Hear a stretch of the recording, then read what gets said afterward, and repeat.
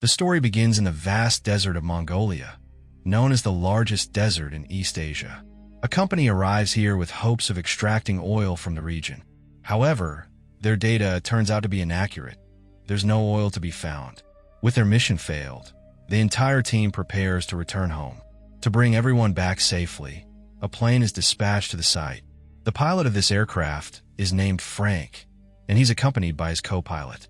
Together, they're responsible for transporting all the equipment and employees from the desert to Beijing.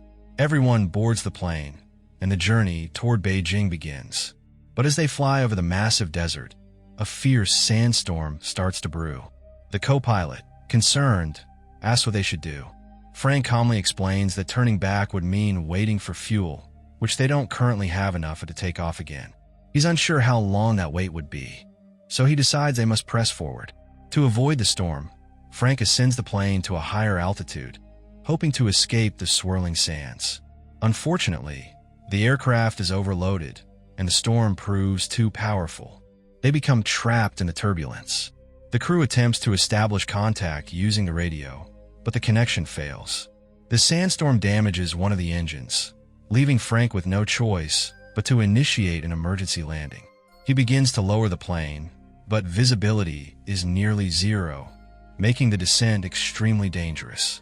As the plane drops closer to the ground, the rear section collides with a rocky formation. The impact causes the back door to burst open, and tragically, one passenger is thrown out and loses his life. The aircraft continues to skid across the desert floor before finally coming to a halt. When the dust settles, the crew discovers that 2 more passengers have died during the crash. Despite the urgency, no one can step outside. The storm is still raging. Once the winds calm down, they realize the entire plane has been buried beneath layers of sand. But after a few hours, the desert winds shift again, blowing away the sand and revealing the aircraft once more. Everyone steps outside and begins checking their food and water supplies. They soon realize they have enough provisions to last for about a month. Among them, one man expresses his determination to walk out of the desert on his own. To escape, they would need to travel nearly 200 miles. They're no longer in Mongolia, but somewhere deep within China. The problem is, they don't know their exact location, and their radio isn't working. The man insists he can make the journey. He shares that he's run marathons, trekked through mountains, and believes he's capable of surviving the desert. But he's warned that it's the month of July, the hottest time of year in this region. In this kind of heat, even a single glass of water evaporates from the body as sweat, turning into 10 glasses within minutes. He responds by saying he'll only travel at night. However, he's cautioned again. The terrain is magnetic, and his compass won't function properly. He'll likely end up walking in circles, returning to the same spot over and over. Eventually, he realizes that leaving alone isn't a safe option. That night, they stayed inside the plane.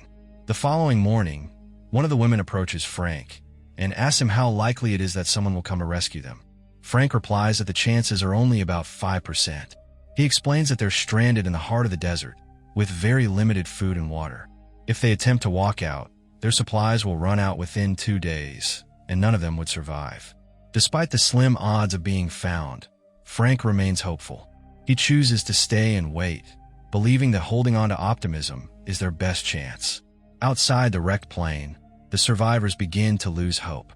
Day by day, their belief that someone will come to rescue them starts to fade. Eventually, 2 of them decide to leave the site and attempt to find help on foot. They pack some water for the journey, but Frank quickly intervenes. He firmly states that no one is allowed to take water from their limited supply. This sparks a heated argument, and in the scuffle, the water spills, wasting one of their most precious resources. At that moment, a man named Elliot steps forward. He shares an idea that could potentially save all their lives.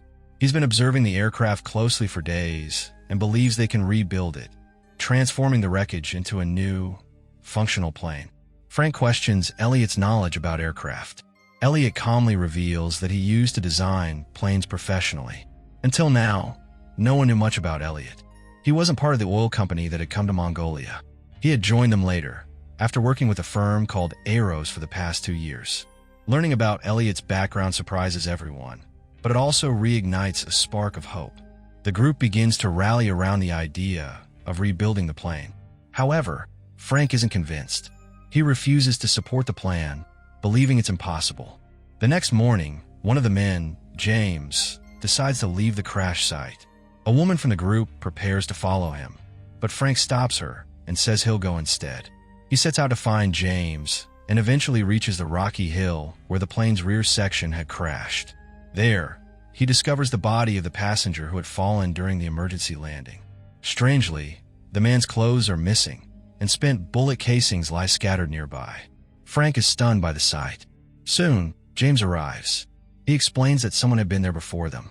He had come to retrieve a watch he lost in a poker game to the deceased man, but now the watch is gone.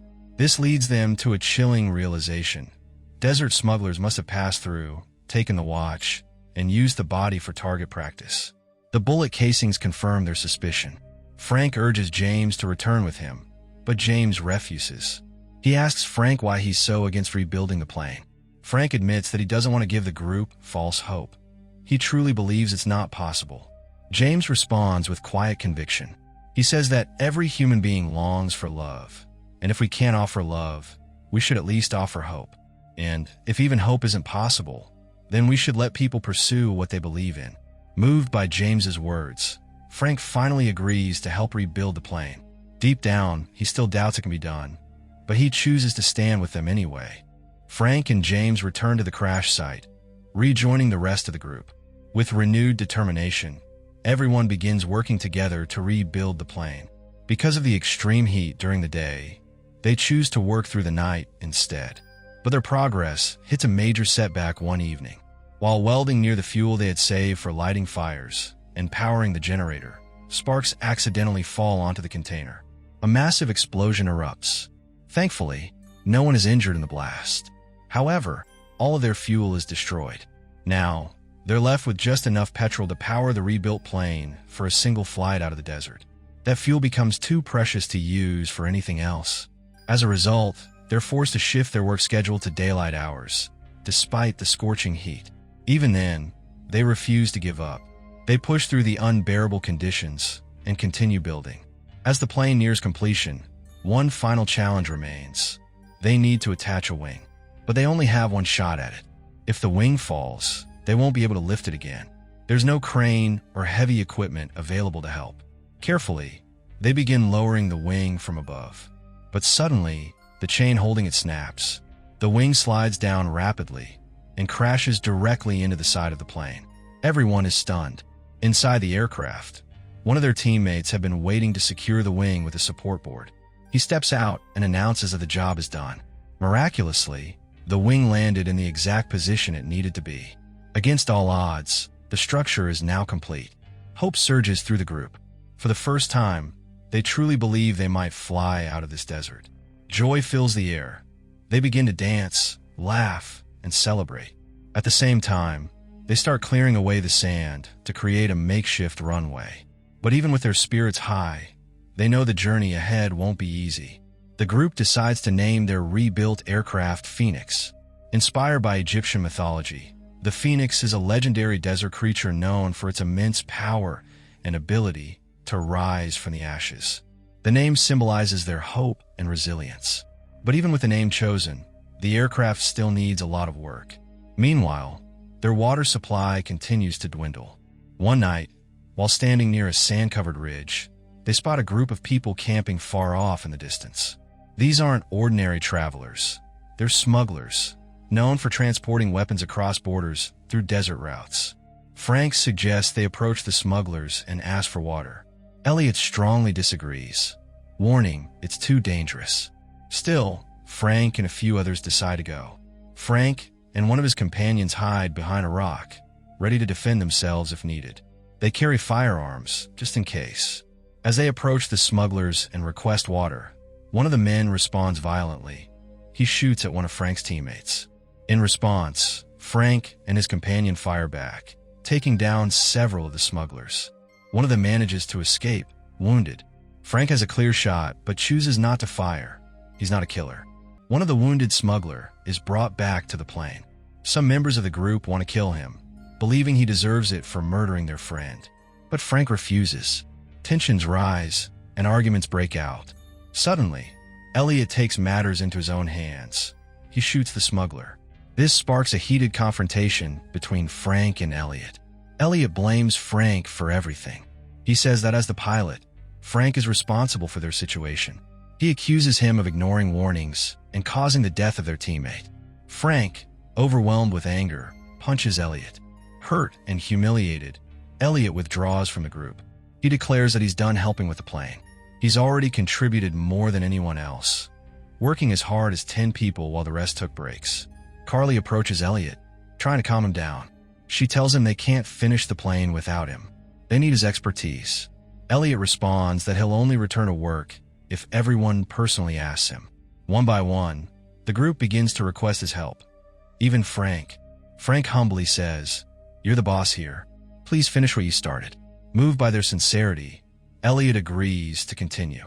Once again, the entire group comes together to finish the final touches on the plane. One day, through a pair of binoculars, they spot the smuggler who had escaped earlier. He's returned, and this time he's brought reinforcements. But the smugglers don't advance.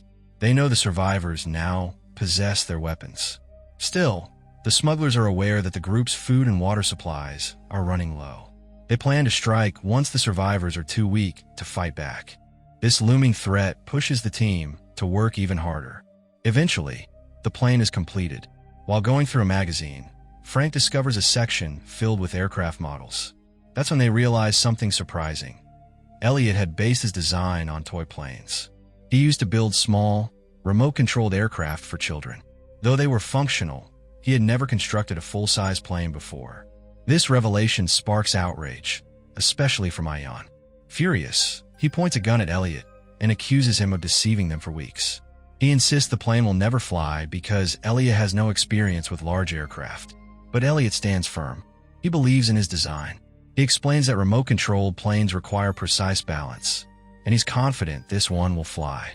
Frank steps in and calms Ion down. Just then, a desert storm begins to brew. As the winds pick up, something incredible happens. The plane, built with weeks of effort, starts to lift slightly off the ground. Everyone watches in awe. Their lost hope is reignited. But the storm intensifies, burying the plane under layers of sand. When the storm passes, the group feels defeated. Doubts creeping again. Can this plane really carry them out of the desert? Frank reminds them of their hard work and insists they will fly. With renewed determination, they dig the plane out and drag it to a clear patch of ground. They attempt to start the engine. It sputters and dies. They try again and again. Finally, the engine roars to life. The sound echoes across the desert and alerts the smugglers. Armed and on horseback, they charge toward the group, ready to attack. The survivors climb onto the plane, holding onto its wings. The design doesn't include seats. It's a compact aircraft built from the remains of a much larger one. The plane begins to roll forward on a makeshift runway. Bullets fly from behind, but miraculously, no one is hit. The runway ends abruptly, and the smugglers assume the group has perished. But in a breathtaking moment, the Phoenix rises, soaring out of the canyon and into the sky. Cheers erupt on board. Weeks of relentless effort have finally paid off. They've escaped the jaws of death and the unforgiving desert, a place where survival seemed impossible. In the final scenes, we see photos of the group, now reunited with their families and thriving in their lives. Frank and his co-pilot launch their own airline, naming it Phoenix in honor of their journey. Elliot's photo appears in a magazine, captioned with a question mark and the words, "NASA's New Hope." He now works for NASA. And with that, the movie comes to a close. So friends, if this story stirred your imagination or tugged at your heart, just wait till you hear what's next. Got a movie in mind that deserves its own spotlight? Share your pick in the comments. We're always listening. And hey, if this journey through the desert skies kept you hooked, show some love with a like. For more cinematic adventures that blend emotion, thrill, and storytelling magic, hit that subscribe button and stay tuned. Your next favorite story might be just one click away.